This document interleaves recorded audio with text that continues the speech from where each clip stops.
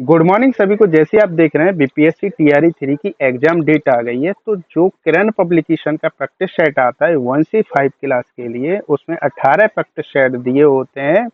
उसी को हम रोजाना कराएंगे। तो अगर आपको क्लासें अच्छी लगती हैं तो हमारे चैनल को सब्सक्राइब जरूर करिएगा और अपने दोस्तों के पास भी शेयर करिएगा। चलिए क्लास को स्टार्ट करते हैं।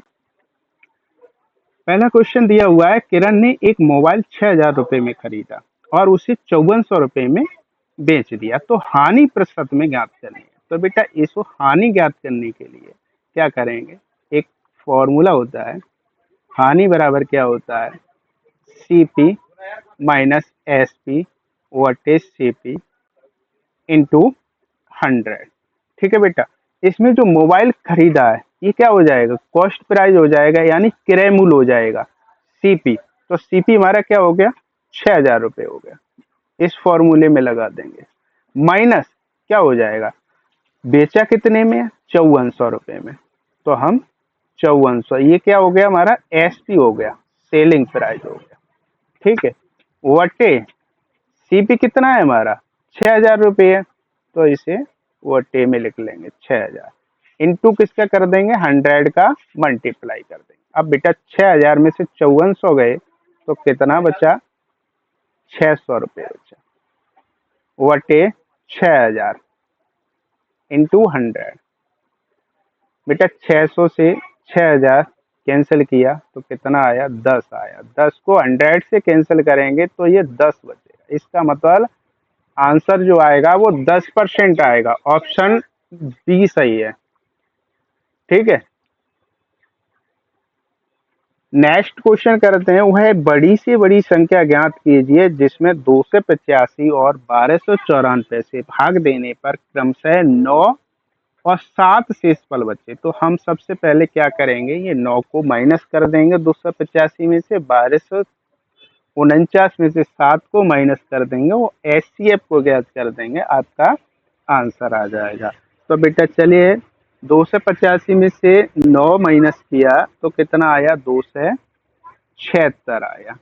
ठीक है बेटा, नेक्स्ट 1249 में से 7 माइनस किया तो कितना आएगा बेटा, 1242 आएगा। बेटा एचसीएफ ज्ञात करने के लिए हम ये मेथड अपनाएंगे। कितने टाइम जाएगा, 276 का 4 बार करेंगे तो कितना आ जाएगा, 1104 आ जाएगा। अब बेटा ये माइनस कर देंगे, 12 में से 4 गया 8 बचा, इधर 3 रह गया और इधर कितना रह गया, 2 में से 1 गया, कितना आया, 1 बचा। 1 से 38 शेष फल आया। अब शेष फल को 276 से फिर डिवाइड। अब बेटा ये 1 से 38 दूनी कितना होता है, 276 होता है। तो बेटा 276 में से 276 माइनस होगा तो कितना बचेगा, 0 बचेगा। तो इसका मतलब जो एचसीएफ कितना आया, 1 से 38 आया। तो ऑप्शन नंबर पहला सही है। नेक्स्ट क्वेश्चन की हम बात करते हैं। ए बी सी डी 5 अंकों की संख्या है, प्रत्येक में 9 केवल एक बार आया है एवं इसके स्थान पर दर्शाया गया शेष अंकों के बारे में कुछ भी ज्ञात नहीं है। चाहे हो सकता है यहाँ पे 6 आ जाए, 4 आ जाए, 3 आ जाए, मुझे नहीं पता है, कोई भी नंबर आ सकता है। लेकिन एक बात इन्होंने बोला है, केवल 9 प्रत्येक पंक्ति में आया है, यानी प्रत्येक लाइन में आया। देखो इधर भी आया है, इधर भी आया है, इधर भी आया है, इधर भी आया है। अब बेटा आगे क्वेश्चन को देखते हैं। अब इसमें क्या कह रहा है, 4 संख्याओं में डी सबसे छोटी संख्या है। क्या हम पता लगा सकते हैं, नहीं लगा सकते। क्यों नहीं लगा सकते, देखो यहाँ 9 है, अगर हमने यहाँ पे 0 रख दिया, यहाँ 2 रख दिया, यहाँ 3 रख दिया, हो सकता है कि यहाँ 2, इधर हमने 2 रख दिया, या हमने 0 की जगह क्या रख दिया, 2 रख दिया। कुछ भी हम रख सकते हैं, तो इससे हमें पता नहीं लगेगा। अच्छा यहाँ पे देख लीजिए, जैसे ये 2 कॉलम है, यहाँ पे हमने 0 0 लगा दिया। अब इधर हमने फिर लगा दिया 1 और 1 लगा दिया, तो कितना हो गया, 9 से 11 हो गया। लेकिन इसी की जगह हमने क्या किया, अभी ये लिख लीजिए, और इधर हमने क्या किया, इधर हमने 0 0 0 और इधर 1 लगा दिया, तो ये क्या हो गया, 91 हो गया। और इधर कितना हो गया, 9 से 11 हो गया। अब इसका मतलब तो भाई ये डी वाला ऑप्शन सही है, मतलब डी वाली सबसे छोटी संख्या 91। अगर इसी के जगह हमने क्या किया कि यहाँ पे हमने लगा दिया 1 लगा दिया,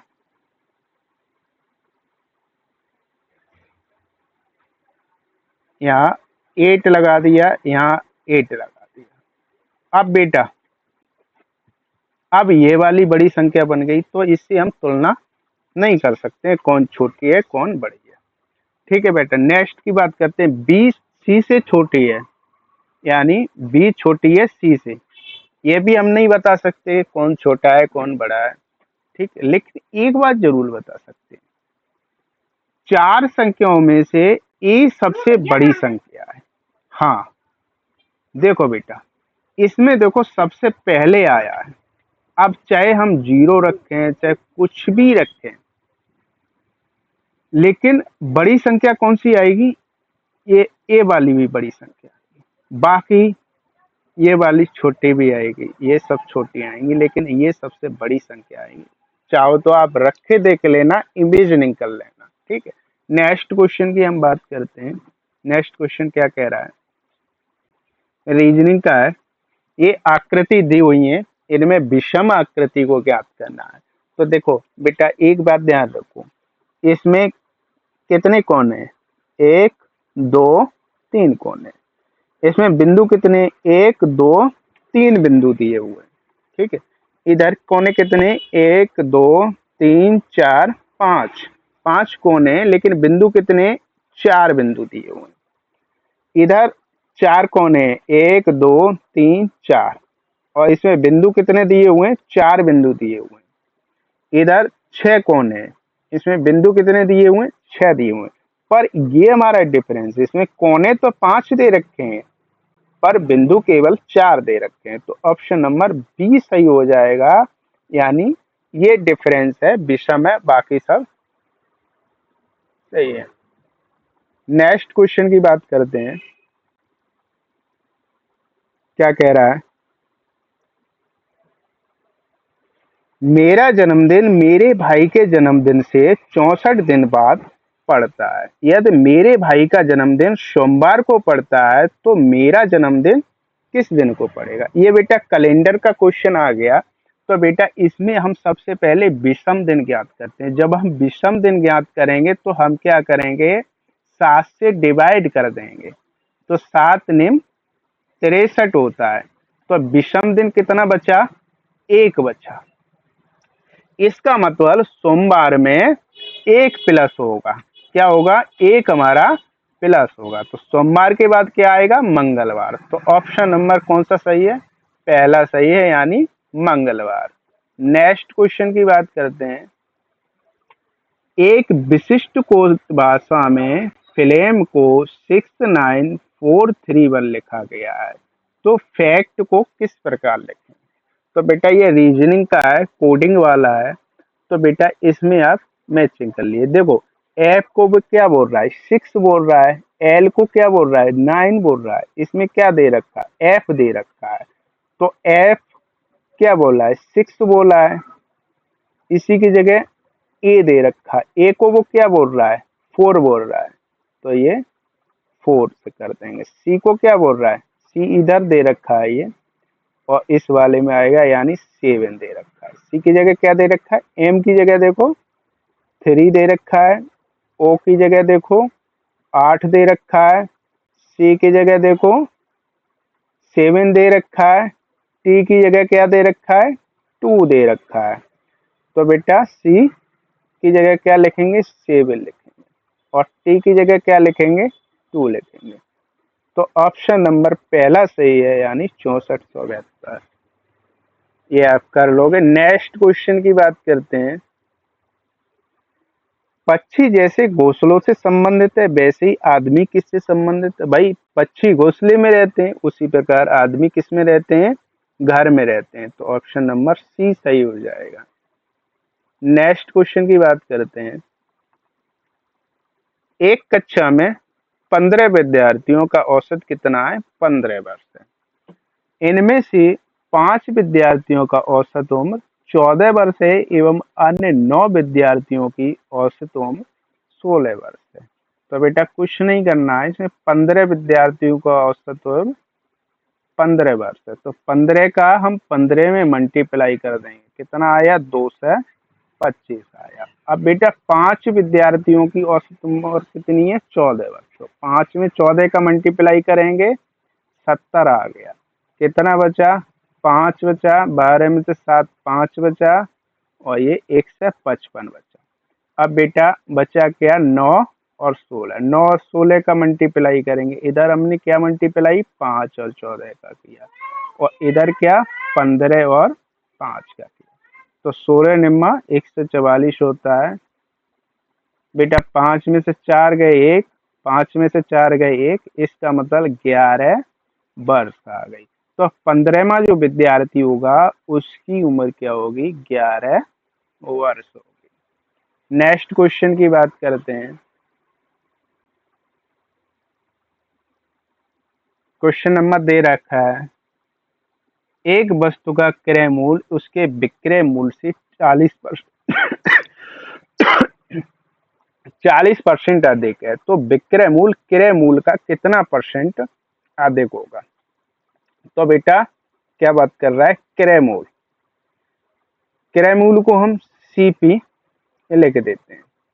विक्रय मूल्य का 40%, तो मतलब विक्रय मूल्य को हम क्या लिखेंगे? एसपी लिखेंगे, यानी सेलिंग प्राइस।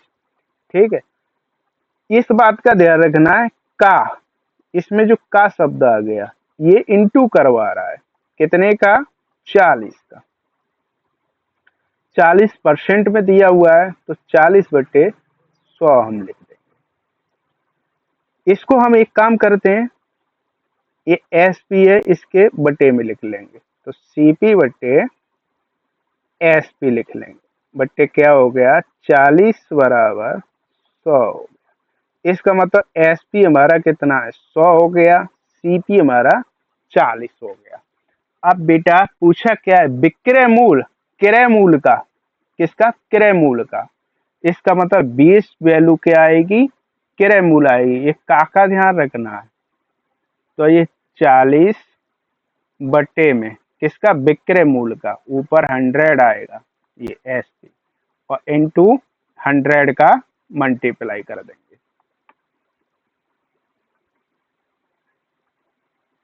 तो बेटा ये 0 से कैंसिल हो गया, 25 यानी 250। ऑप्शन नंबर बी हमारा सही आंसर आ गया। नेक्स्ट क्वेश्चन की बात करते हैं। किसी शहर में आबादी 5% प्रति वर्ष की दर से बढ़ती है, यदि शहर की वर्तमान आबादी 1,85,220 है, तो वर्ष के पहले, एक वर्ष पहले आबादी क्या होगी? बेटा वर्तमान में आबादी, आबादी पहले और बाद में, इसमें कह रहा है 5% प्रत्येक साल बढ़ती है, 5% के हिसाब से। मान लेता हूं अभी आबादी 100 व्यक्ति है, 5% के हिसाब से बढ़ेंगे, तो यानी 100 में कितने बढ़ जाएंगे? 5 लोग बढ़ जाएंगे। इसका मतलब 1 से 5 हो जाएंगे।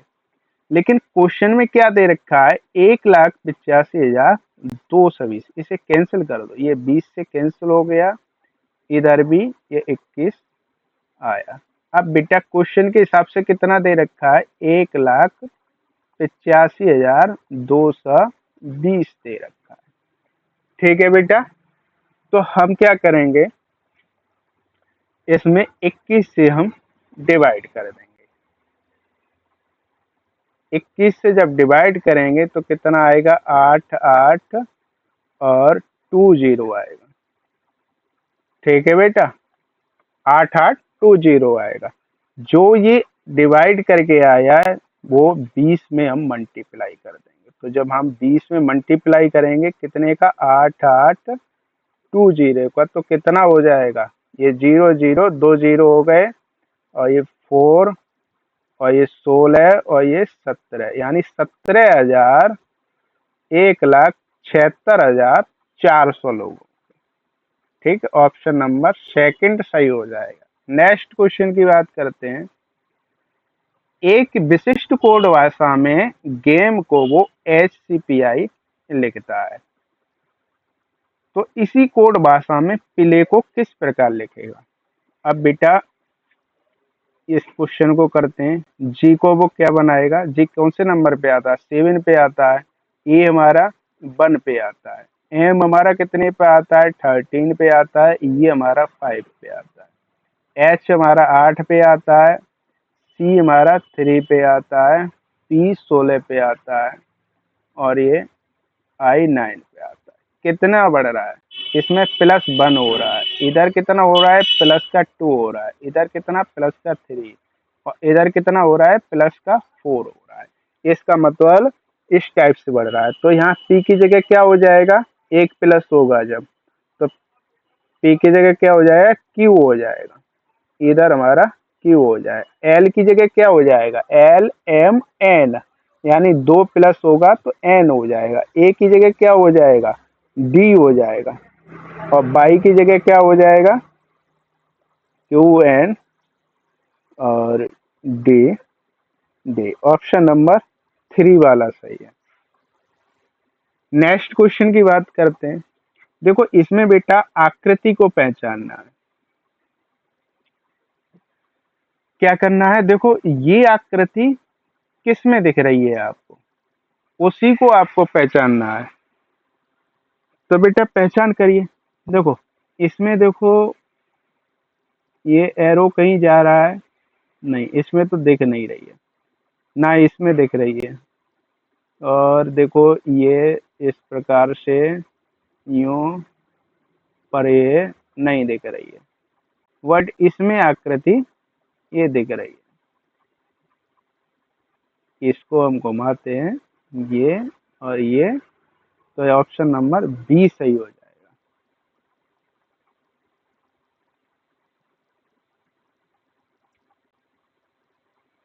नेक्स्ट क्वेश्चन है।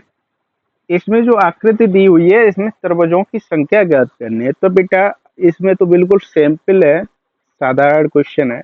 तो इसमें आप आसानी से बता सकते हो कितने त्रिभुज होंगे। तो बेटा एक तो ये त्रिभुज बन गया, ठीक है, एक ये बन गया सेकंड, और ये थर्ड, और ये फोर्थ, और ये एक पूरा त्रिभुज ये बन गया। ठीक है बेटा, तो कितने हो गए, 1 2 3 4 और ये 5, 5 त्रिभुज हो गए। तो ऑप्शन नंबर सी सही हो जाएगा, 5 आंसर आ जाएगा। नेक्स्ट क्वेश्चन की बात करते हैं। एक कक्षा में 2 खंड हैं, ए और बी, जिनमें 36 और 44 विद्यार्थी हैं। खंड ए का औसत वजन 40 ग्राम है, खंड बी का औसत वजन 55 ग्राम है। ठीक है बेटा, तो इसको ज्ञात करना है। तो इसे पहले हमने कराया था उसी टाइप से, 36 का 44 से मल्टीप्लाई कर देंगे। कितना हो गया, 36 इंटू 44 कितना हो जाएगा, 36 4 और ये 1440। ठीक है बेटा, नेक्स्ट बात करते हैं। ये सेक्शन है जिसमें 40 ग्राम है, सॉरी ये 40 का मल्टीप्लाई होगा। नेक्स्ट ए 44 और ये 35, 44 इंटू 35, इसका मल्टीप्लाई करेंगे तो कितना आएगा, 1540 आएगा। ठीक है बेटा, और ये 36 और 44 कितना हो गया, इसको हम टोटल स्टूडेंट कितने हैं, 36 और 44 यानी 100 स्टूडेंट है। 36 प्लस 44 कितने हो गए? 100 हो गए। अब बेटा इसको हम ऐड करेंगे, ये 2980 आ रहा है ऐड करने के बाद। 1440 और 1540 को ऐड करेंगे तो 2980 आएगा और 100 से डिवाइड कर देंगे।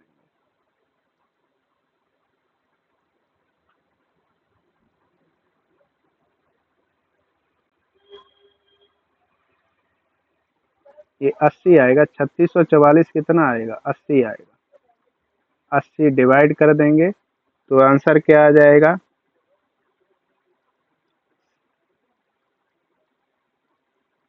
37.25। आप कैलकुलेट कर लेना। नेक्स्ट क्वेश्चन की बात करते हैं। एक आयत की परिमिति एवं उसकी चौड़ाई का अनुपात 5:1 दिया हुआ है। यदि आयत का क्षेत्रफल 2 से 16 वर्ग सेंटीमीटर है तो आयत की लंबाई ज्ञात करनी है। तो बेटा हम सभी को पता है आयत की परिमाप क्या होती है? आयत की परिमाप टू लंबाई प्लस चौड़ाई। लंबाई को हम L से डिनोट करते हैं, चौड़ाई को हम B से डिनोट करते हैं। अब बेटा इसमें क्या दे रखा है? उसकी चौड़ाई का अनुपात ये 1 दे रखा है और परिमाप का 5 दे रखा है। तो बट्टे में अनुपात में हम लिख लेंगे B। क्या दे रखा है? 5:1 दे रखा है। इसको हम इस प्रकार से लिख सकते हैं 2L प्लस B बटे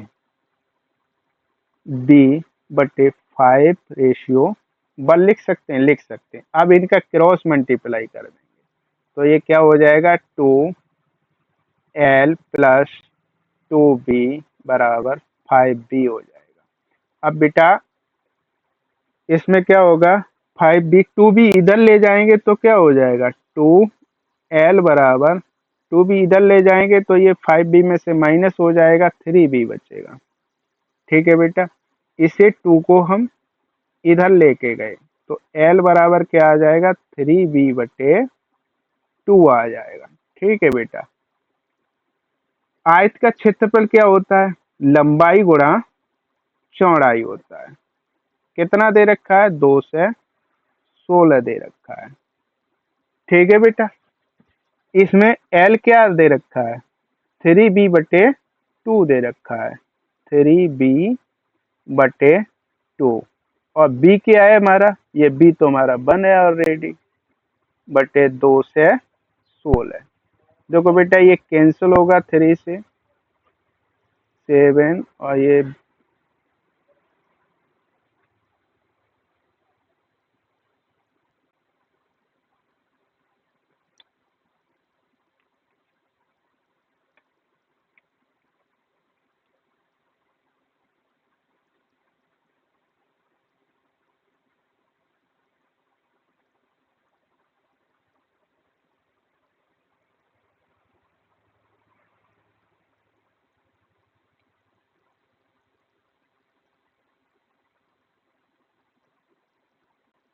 यहाँ गलत हो गया थोड़ा। इसको ये 2L है,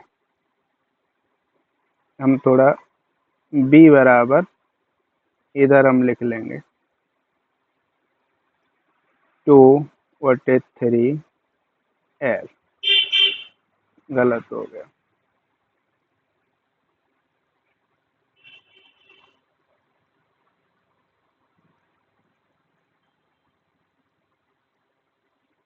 तो ये क्या हो जाएगा? L इंटू L 2/3/2 से 16 हो जाएगा। कैंसिल हो जाएगा, 2 1 का और 1 से 8 और ये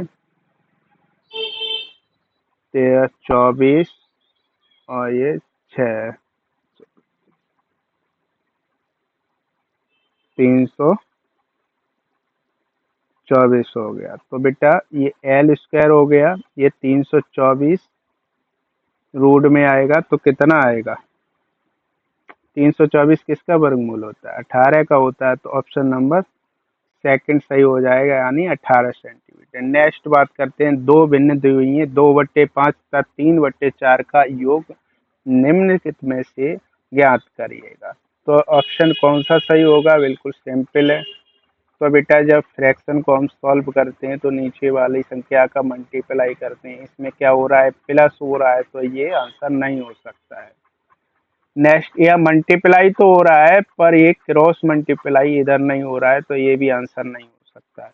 ये वाला आंसर बनेगा। देखो इधर मल्टीप्लाई हो रहा है, उसके बाद ये क्रॉस कर दिया है, तो ये हमारा आंसर हो जाएगा। ये बताने की ज्यादा जरूरत नहीं है, सभी बच्चों को पता है।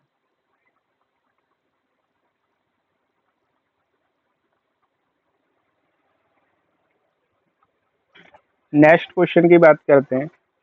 नेक्स्ट क्वेश्चन क्या कह रहा है? एक व्यक्ति अपनी आय का 25% बचाता है, यदि वह प्रतिमाह 3,000 रुपए की बचत करता है तो उसकी मासिक आय क्या होगी?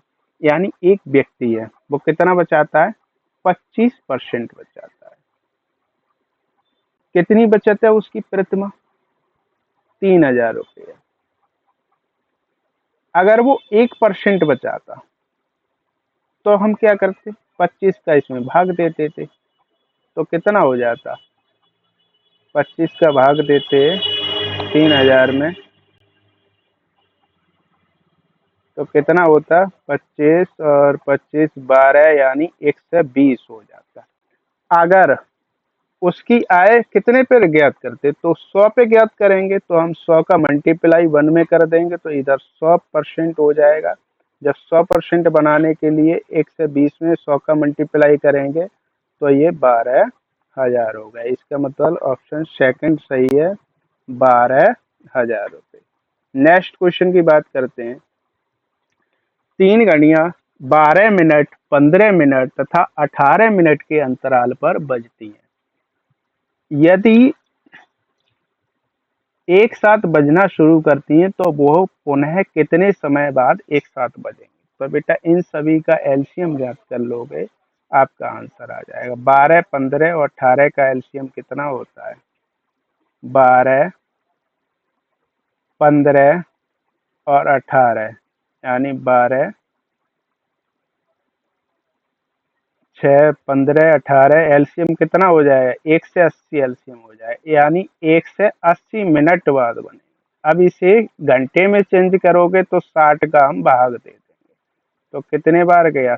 3 बार। इसका मतलब 3 घंटे बाद वो दोबारा घड़ी बजेंगे। तो ऑप्शन नंबर इसमें से कोई नहीं है, 3 घंटा किसी में नहीं दे रखा है, तो ऑप्शन नंबर ये सही हो जाएगा। नेक्स्ट क्वेश्चन की बात करते हैं। दिए गए विकल्पों में से विषम शब्द को चुनिए। देखो एक कार दे रखा है, इधर ट्रक दे रखा है, पर भाई इधर सड़क दे रखा है। कार और ट्रक दोनों किस पे चलते हैं? सड़क पे चलते हैं। इसका मतलब ये वाला विषम है, बाकी सेम है। ठीक है बेटा, तो इसमें सड़क का आंसर हो जाएगा। नेक्स्ट क्वेश्चन की बात करते हैं। क्वेश्चन नंबर दे रखा है, ये रीजनिंग का क्वेश्चन है। 4, 6, 10, 18, 34 में से बेटा नेक्स्ट आगे क्या आएगा? तो ऐसे सवाल करने के लिए सीरीज वाले होते हैं, इनका डिफरेंस निकालिए। 4 में से 6 गए तो कितना बचेगा? 2 बचेगा। 6 में से 10 में से 6 गए तो कितना आया? 4 आया। तो ये क्या हो रहा है? 4। इसका मतलब इधर कितना आएगा? 18 में से 10 जाएंगे तो कितना आएगा? 8 आएगा। उसके बाद कितना आएगा? 34 में से 18, 16। अब देखो बेटा, इधर 2 में 2 का मल्टीप्लाई हो रहा है 4, 4 में 2 का मल्टीप्लाई हो रहा है 8, 8 में 2 का मल्टीप्लाई हो रहा है 16 हो रहा है, 16 में 2 का मल्टीप्लाई होगा तो कितना आएगा? 32 आएगा। इस टाइप से सीरीज बन रही है। तो 34 में 32 को जोड़ेंगे तो कितना आएगा? 66 हमारा आंसर आएगा। ऑप्शन नंबर सेकंड सही हो जाएगा। ठीक है बेटा, नेक्स्ट क्वेश्चन की हम बात करते हैं। क्या दे रखा है? एक दर्पण है, ए बी दर्पण बना हुआ है, इसको इमेजिनिंग करना है। तो बेटा इसको जब हम दर्पण में इमेज करेंगे तो ये वाला एरो है, ये इधर ही तो आएगा घूम के, इस टाइप से ही तो बनेगा। बाकी ये फिगर है, ये देखो बिंदु है, ये नजदीक वाला बिंदु यहाँ नजदीक आएगा। ठीक है, दूर वाला बिंदु हमेशा दूर आता है। ठीक है, उसके बाद में ये आएगा। तो बेटा ये किस में बन रहा है, चलिए चेक करते हैं इस टाइप का।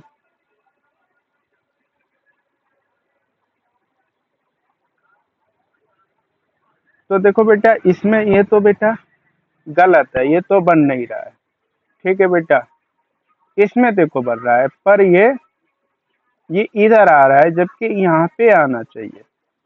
लेकिन सी वाले में देखो इधर एरो भी बन रहा है, ये भी बिंदु इधर आ रहा है, बिंदु भी इधर आ रहा है, तो सी वाला ऑप्शन सही है, यानी थर्ड हो जाएगा। नेक्स्ट की बात करते हैं। एक विशिष्ट कोड भाषा में फाउंड को IRXOG लिखा जाता है। देखो बेटा इस टाइप के क्वेश्चन ज्ञात करने के लिए जो अल्फाबेट के नंबर होते हैं उन नंबर को आप लिख लीजिए, उसके बाद आसानी से ये क्वेश्चन ज्ञात हो जाते हैं। कोई भी इस टाइप का क्वेश्चन आएगा, अगर तुमने अल्फाबेट के थ्रू आपने ज्ञात किया तो क्वेश्चन आपसे गलत नहीं हो सकते। तो बेटा एफ एफ कौन से नंबर पे आता है, 6 नंबर पे आता है। उसके बाद ये क्या है,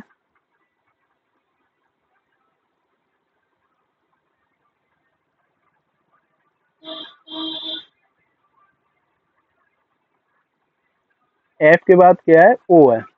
ओ बेटा कौन से नंबर पे आता है, 15 में नंबर पे आता है। ठीक है, यू कौन से नंबर पे आता है, 21 में नंबर पे आता है। एन कौन से नंबर पे आता है, 14 नंबर पे आता है। और उसके बाद क्या है, ये डी है। ठीक है बेटा, क्या है, डी है। डी हमारा कौन से नंबर पे आता है, 4 नंबर पे। अब बेटा इसको भी इसी प्रकार से, पहले क्या दे रखा है, आई दे रखा है। आई बेटा कौन से नंबर पे आता है, 9वें नंबर पे। आर कौन से नंबर पे आता है, कौन से नंबर पे आता है, 18वें नंबर पे। अल्फाबेट में आपको याद नहीं है तो आप इन्हें तैयार कर लीजिए। नेक्स्ट क्या दे रखा है, एक्स दे रखा है। एक्स कौन से पे आ रहा है, 24 पे। और क्यू कौन से पे आता है, 17 पे। इधर जी किस पे आ रहा है, 7।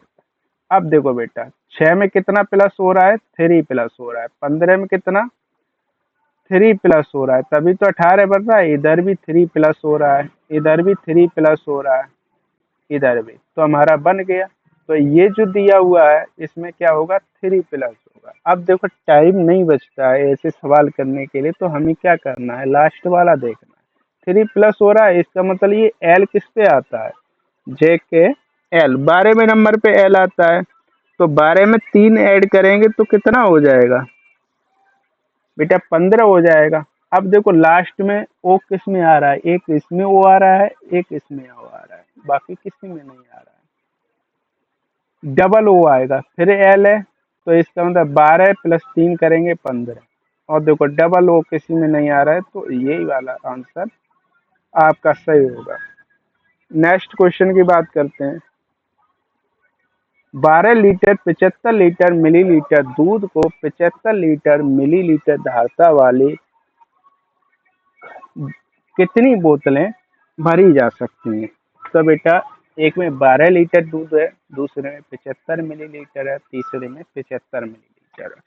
तो बेटा इस प्रकार के क्वेश्चन ज्ञात करने के लिए या तो इसको भी लीटर में बनाइए, इसको भी लीटर में बनाइए। अगर इसको लीटर में नहीं बना सकते हो तो इसको आप लीटर की जगह मिलीलीटर में बना लीजिए। जब बेटा मिलीलीटर में बनाएंगे तो 1 लीटर में कितने मिलीलीटर होते हैं, 1000 मिलीलीटर होते हैं। इसका मतलब 12 में 1000 का इंटू करेंगे, और ये 75, और ये कितना है, ये 25 दिया हुआ है। ठीक है बेटा, कितना दे रखा है,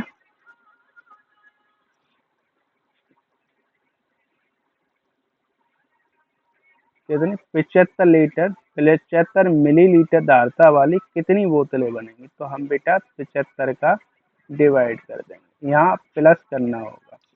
ठीक है बेटा, तो ये कितना आ गया, 12 ऐड करेंगे तो 12,000 75 आ जाएगा। 75 से डिवाइड कर देंगे तो कितना आएगा, 1061 आएगा। कितना आएगा, 1061 आएगा। ऑप्शन नंबर थर्ड सही है, सी वाला। नेक्स्ट क्वेश्चन की बात करते हैं, क्या दे रखा है, 8.5 सेंटीमीटर लंबाई तथा 5.2 सेंटीमीटर चौड़ाई वाले आयत की परिमाप ज्ञात करिए। तो बेटा आयत की परिमाप क्या होती है, आयत की परिमाप हम सभी ने पढ़ी है, फॉर्मूला याद होगा। परिमाप बराबर क्या होता है, 2 × L + B। एल हम किसको डिनोट करते हैं, लंबाई को। बी किससे डिनोट करते हैं, चौड़ाई को। तो बेटा क्या हो जाएगा, 2 × L की जगह क्या है, 8.5 है, 8.5 प्लस बी की जगह क्या है, 5.25। ऐड कर देंगे इसको, 8.5 और 25 कितना आ गया, 5 आ गया, इधर 5 7 आ गया, और ये 13.75 आ गया, और ये 2 का मल्टीप्लाई कर देंगे, बस 2 का मल्टीप्लाई कर देंगे तो कितना आ गया, 27.5 आ गया। इसका मतलब ऑप्शन नंबर थर्ड सही है, 27.5 सेंटीमीटर। एक व्यक्ति पहले दिन 20 रुपये, एक क्या कह रहा है इसमें, एक व्यक्ति पहले दिन 20 रुपये का तथा दूसरे दिन 15 रुपये खर्च कर देता है। तीसरे दिन वह उन्हें 20 रुपये कमाता है और चौथे दिन वह 15 रुपये खर्च कर देता है। वह इसी प्रकार बचत करता होता तो उसके पास 60 रुपये होते। ठीक है बेटा, तो वो कितने होते, 60 रुपये। यानी एक व्यक्ति है वो पहले दिन कितने, 20 रुपये, क्या लिखा हुआ है, ये थोड़ा क्वेश्चन सही से पढ़ने में नहीं आ रहा है, इसको मैं बाद में करा दूंगा। ठीक है, नेक्स्ट क्वेश्चन की बात करना, सही से ये थोड़ा मिट रहा है, ये पता नहीं क्या कह रहा है। नेक्स्ट क्वेश्चन की बात करते हैं।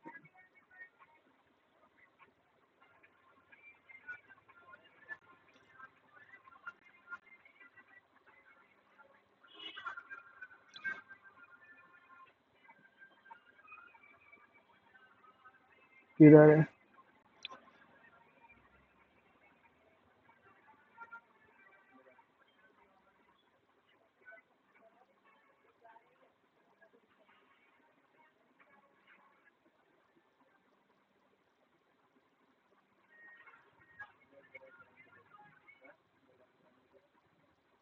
इधर भी कट गया। इसमें कह रहा है 30 888 के अवाज गुणनखंड ज्ञात करिए। तो बेटा इसके अवाज गुणनखंड आप याद कर लेना, क्या आएंगे, 2 × 2 × 2 पे पावर 3 इंटू 3 पे पावर 3 इंटू 11 इंटू 13 आएंगे। तो कौन सा ऑप्शन हो जाएगा बेटा, ये 2 2, ये 3 नहीं, ये 2 2, ये थर्ड वाला हो जाएगा। आप खुद ज्ञात कर लीजिए, ठीक है, याद करना तो सबको आता होगा, 6 7 8 क्लास में पढ़े होंगे।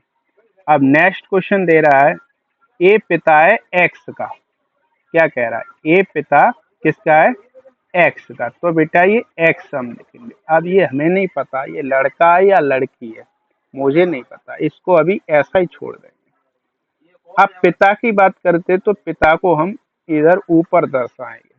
तो पिता को बेटा हम एक सर्किल में बंद कर लेते हैं। क्यों कर लेते हैं कि आगे चल के जब इसे सॉल्व करेंगे तो एक पहचान के लिए। नेक्स्ट बात करते हैं, बी माता है बाई और जेड। अब ये मुझे नहीं पता ये किसकी पत्नी है, ठीक है, लेकिन इतना पता है कि बी माता है किसकी, बाई और जेड। अगर स्त्री की बात हो रही है तो इसी हम सर्किल में बंद करेंगे। किसकी माता है, बाई और जेड। अब क्या कह रहा है, बाई इकलौती पुत्री है ए की। बेटा अब यहां से ए क्लियर हो, किसकी पुत्री है, ये बाई ए की पुत्री है। तो बेटा पुत्री स्त्रीलिंग है तो हम इसे सर के लिंग होंगे। अब इससे पता चलता है कि ये दोनों पति पत्नी होंगे, तो पति पत्नी के लिए हम इस प्रकार से दोनों को मिला देंगे। ठीक है बेटा, इकलौती पुत्री है, इसका मतलब ये दोनों लड़के होंगे, भाई होंगे। ठीक है बेटा, अब पूछा क्या है इसमें, बी पत्नी है एक ही, इसका मतलब बी पत्नी एक ही, बिल्कुल सही बात है। नेक्स्ट पूछ रहा है बी की एक पुत्री है, बी की एक पुत्री है, बिल्कुल सही बात है, पुत्री है। बाई पुत्र है बी का, बाई देखो, लेकिन बाई तो लड़की है तो पुत्र तो हो नहीं सकता है, इसका मतलब यही वाला ऑप्शन गलत होगा, तो इसी पे हम टिक कर देंगे। नेक्स्ट क्वेश्चन की बात करते हैं, इसमें पीडीएफ सही से अपलोड नहीं हुई है तो इसे सही से दिख नहीं रही है। यदि एक महीने में 13 तारीख को शनिवार है तो उसी महीने की 30 तारीख को क्या होगा, तो बेटा 30 दिन निकाल लेंगे, 30 में से 13 माइनस कर देंगे तो कितना बचेगा, 17 बचेगा। अब 17 को 7 से भाग दे देंगे तो कितना शेषफल आएगा, 7 14 यानी 3 शेषफल आया। तो बेटा 13 तारीख को क्या है, शनिवार है, शनिवार में हम 3 को ऐड कर देंगे तो संडे, सोमवार, मंगलवार, इसका मतलब ऑप्शन नंबर सी सही हो जाएगा, यानी थर्ड वाला। ये कैलेंडर के क्वेश्चन है, तो आप कैलेंडर के जिसको भी प्रॉब्लम आती है तो जल्दी हम एक क्लास बना देंगे कैलेंडर की और सीरीज वगैरह की, रीजनिंग की, तो ये सारे डाउट आपके खत्म हो जाएंगे। नेक्स्ट क्वेश्चन है 2 4 7 11 16, उसके बाद कुछ नहीं है, यहाँ क्या आएगा। देखो बेटा ऐसे क्वेश्चन हमने आपको बताए थे सीरीज वाले, इनका डिफरेंस निकाल लीजिए। 4 में से 2 गए तो क्या बचा, 2 बचा। इधर क्या बचा, 7 में से 4 गए, 3 बचा। इधर कितना बचा, 4 बचा। और इधर कितना बचा, 5। बेटा देखो कितना हो रहा है, 1 प्लस हो रहा है, 2 के बाद 3 आ रहा है, 3 के बाद 4 आ रहा है, 4 के बाद 5 आ रहा है, तो अब क्या आएगा, 6 आएगा। तो 16 में 6 ऐड करेंगे तो कितना हो जाएगा, 22 हो जाएगा। ठीक है, अब देखो इसी प्रकार बढ़ रही, इधर क्या आएगा, 7 आएगा, 22 में 7 ऐड करेंगे तो 29 हो जाएगा। तो 22 देखो किस में आ रहा है, पहले में आ रहा है, ऑप्शन नंबर पहला सही होगा। नेक्स्ट क्वेश्चन की बात करते हैं,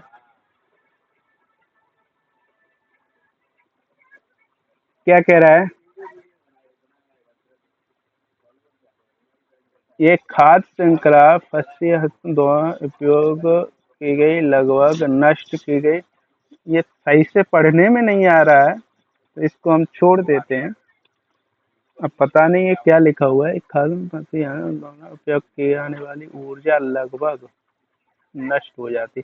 अब ये जीके के आ गए बेटा, इसमें ये सही हो जाएगा सेकंड वाला।